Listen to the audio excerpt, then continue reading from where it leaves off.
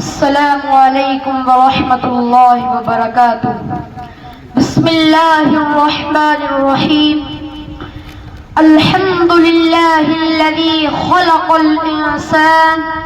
وعلمه القرآن وبعث الانبیاء والمرسلین لہدایۃ الانام وفضل رسوله محمدا صلی اللہ علیہ وسلم على جميع النفوس الكرام، أما بعد، فأعوذ بالله من الشيطان الرجيم، بسم الله الرحمن الرحيم، والعصر إن الإنسان لفي خسر إلا الذين آمنوا وعملوا الصالحات وتواصوا بالحق وتواصوا بالصبر، صدق اللہ العظیم۔ لوح بھی تو قلم بھی تو تیرا وجود الکتاب، لوح بھی تو قلم بھی تو تیرا وجود الکتاب، گنبد آبگین رنگ تیرے محیط میں حباب، عالم آب و خاک میں تیرے ظہور سے فروغ، عالم آب و خاک میں تیرے ظہور سے فروغ، ذرہ ریگ کو دیا تو نے طلوع آفتاب، شوکت سنجر و سلیم تیرے جلال کی نمود، شوکت سنجر و سلیم تیرے جلال کی نمود، فقر جنید و بایزید تیرا جمال بے نقاب، شوق تیرا اگر نہ ہو میری نماز کا امام، شوق تیرا اگر نہ ہو میری نماز کا امام، میرا قیام بھی حجاب میرا سجود بھی حجاب، تیر و تار ہے جہاں گردش آفتاب سے، تیر و تار ہے جہاں گردش آفتاب سے، تبائے زمانہ تازہ کر جلوہ بے حجاب سے۔ صدر محترم، حضرات علماء اعزام اور سامعین ذی احتشام، خدائے ذوالجلال کی اس رنگوں بھری دنیا میں ویسے تو مخلوقات کا ایک جہاں آباد ہے، دیو قامت گوری نو سے لے کر مہین ایٹمی ذرات تک، خلق خدا کی ایسی متنوع صورتیں جلوگر ہیں جنہیں دیکھ کر عقل حیرت زدہ رہ جاتی ہے،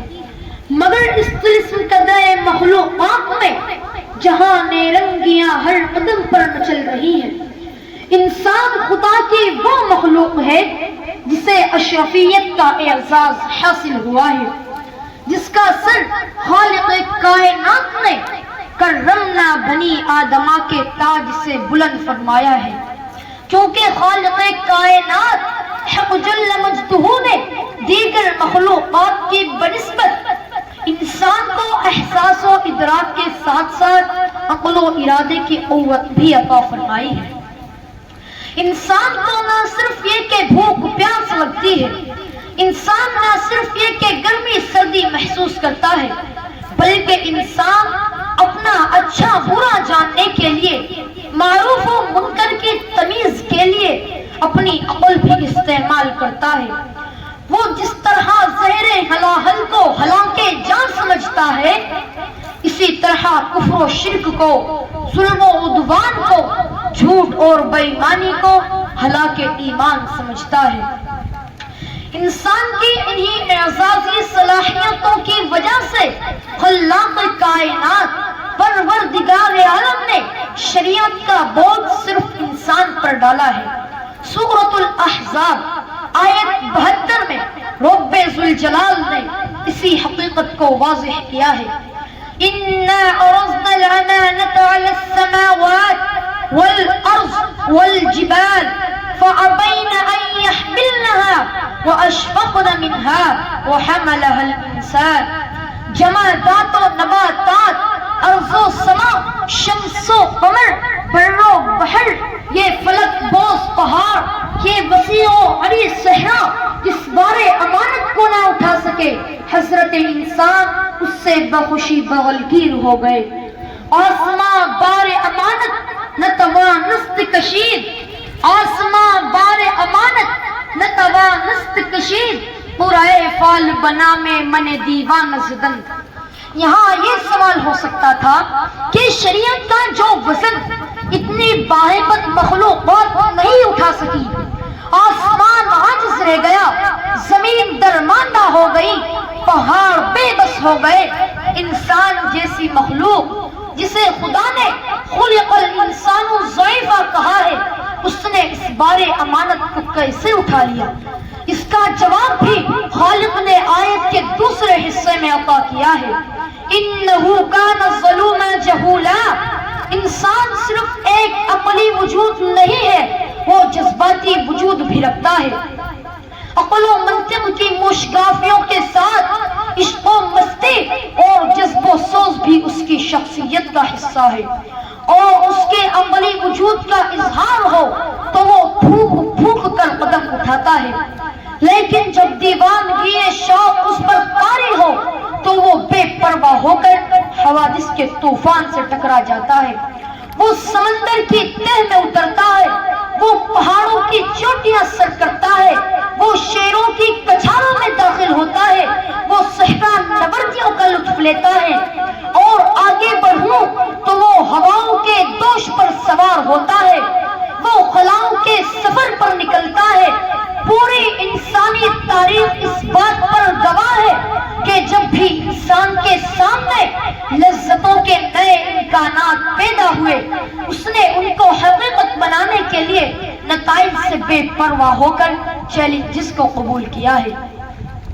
آپ ذرا غور فرمائیں کہ جب اس دنیا کی فانی لذتوں کے حصول میں انسان اس قدر بے پرواہ ثابت ہوا ہے، تو جب خدائے ذوالجلال نے احکام شریعت پر عمل کرنے کے نتیجے میں جنت کی ابدی لذتوں کا انعام رکھا ہوگا تو انسان کیوں کر پیچھے رہ سکتا تھا؟ اللہ تعالیٰ فرماتے ہیں انہو کان ظلوما جہولا، انسان ظلم ہے، ذمہ داری کا بوجھ اٹھا کر خود کو مشقت میں ڈالنے کی تعبیر ہے۔ اور اللہ تعالیٰ فرما رہے ہیں جہولا کہ انسان جاہل ہے، گویا اللہ تعالیٰ فرما رہے ہیں کہ انسان نے یہ ذمہ داری اس لیے اٹھائی کیونکہ وہ نفع کے لیے خود کو مشقت میں ڈالنے کا عادی بھی ہے اور برے انجام سے بے پرواہ بھی ہے۔ اب ضرورت اس بات کی تھی کہ انسان کو آخرت کی کامیابی کے لیے اعتدال پر لایا جائے، اس کے ظلم کو عدل سے بدلا جائے اور اس کے جہل کو علم سے بدلا جائے۔ چنانچہ جب ہم اللہ کی کتاب قرآن مجید کو کھولتے ہیں تو اللہ نے ایمان اور عمل صالح کے عنوان سے جا بجا انسان کی انہی دو قوتوں کی تطہیر فرمائی ہے۔ ایمان کی تلقینات سے جہالت کے اندھیروں کو دور کیا ہے اور عمل صالح کی تعلیمات سے ظلم کی تاریکیوں کو کافور کیا ہے۔ اور ایک جگہ پر تو اللہ نے زمانے کی قسم کھائی ہے، فرمایا والعصر، زمانہ گواہ ہے، ان الانسان لفی خسر، بلا شبہ تمام انسان خسارے میں ہیں، الا الذین آمنوا وعملوا الصالحات، سوائے ان لوگوں کے جنہوں نے ایمان لا کر اپنی جہالت کو دور کر لیا اور نیک اعمال کر کے ظلم کو دور کر دیا۔ ایمان اور عمل صالح کے بغیر یعنی علم اور عدل کے بغیر تمام انسان خسارے میں ہیں۔ ان کے بغیر کسی بھی انسان کو گوہر مقصود ہاتھ نہیں آ سکتا۔ اس کی شہادت میں پروردگار عالم نے زمانے کو پیش کیا ہے، تاریخ انسانی کو پیش کیا ہے، کیونکہ یہ تاریخ انسانی ہے کہ جس نے تمام آسمانی کتابوں کو زمین پر اترتے دیکھا ہے، جس نے کفر و ایمان اور ظلم و عدل کے تمام مارکے دیکھے ہیں، جسے نور و ظلمت کی ساری حکایتیں ازبر ہیں، یونانی ایلٹ سے لے کر رومی پیرللاؤس تک، ایرانی شاہناموں سے لے کر ہندی مہا بھارت اور رامائن تک، دنیا بھر کے شاہکار نمونے قدیم فلسفے اس کے دامن کے ایک کونے میں پڑے ہوئے ہیں۔ شاہان عالم کے بادشاہوں شب و دربار، سبھی سالاروں کے جنگی پڑے، فاتحین عالم کی پرجلال صفے، شاعروں کی رنگین محفلیں، دولت مندوں کی کھنکھناتی تجوریاں، کارتھیج کا ہانیبال، مقدونیہ کا سکندر، روم کا سیزر، یورپ کا نیپولین، یہ سب کے سب ناقوئے تاریخ کی گرد راہ ہے۔ اسی لیے رب ذوالجلال نے زمانے کو گواہ ٹھہرایا ہے کہ زمانہ شاہد ہے کہ دنیا میں جب بھی نور و ظلمت کا معرکہ ہوا ہے، خیر و شر آمنے سامنے ہوئے ہیں، کفر و ایمان کا مقابلہ ہوا ہے، جیت ہمیشہ ایمان کی ہوئی ہے اور کفر کو پسپا ہونا پڑا ہے، فتح ہمیشہ علم کا مقدر ہوئی ہے اور جہالت کے ہاتھ ہزیمت کے سوا کچھ نہیں آیا۔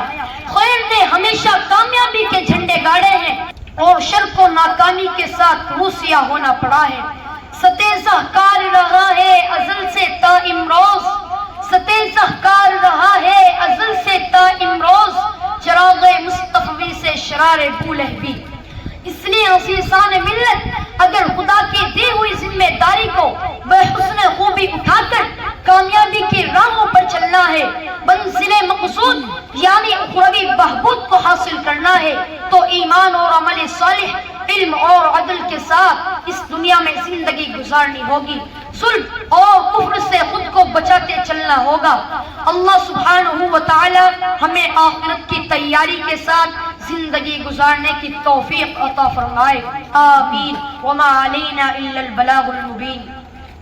تو رہنورد شوق ہے منزل نہ کر قبول، تو رہنورد شوق ہے منزل نہ کر قبول، لیلا بھی ہم نشی ہو تو محمل نہ کر قبول۔ اے جوئے آب بڑھ کے ہو دریائے تند و تیز، اے جوئے آب بڑھ کے ہو دریائے تند و تیز، ساحل تجھے عطا ہو تو ساحل نہ کر قبول۔ السلام علیکم ورحمۃ اللہ وبرکاتہ۔